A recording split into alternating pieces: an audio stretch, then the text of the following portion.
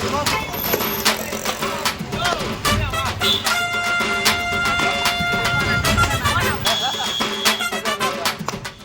வேளச்சேரி குருநானக் ரோட்டில் பழமையான மருதீஸ்வரர் கோயில் உள்ளது. தினமும் நூற்றுக்கணக்கான பக்தர்கள் வந்து செல்லும் இடத்தில் கோயிலுக்கு அருகிலேயே டாஸ்மாக் இயங்கி வருகிறது. அங்கே மது குடிக்க வரும் குடிமகன்கள் சில நேரங்களில் கோயில் குளத்தின் மீது அமர்ந்து அட்டூழியம் செய்கின்றனர்.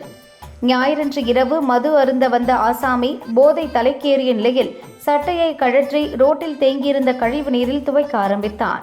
இதனை கண்ட வாகன ஓட்டிகள் செய்வதறியாது நின்றனர். இதனால் சிறிது நேரம் போக்குவரத்து நெரிசல் ஏற்பட்டது.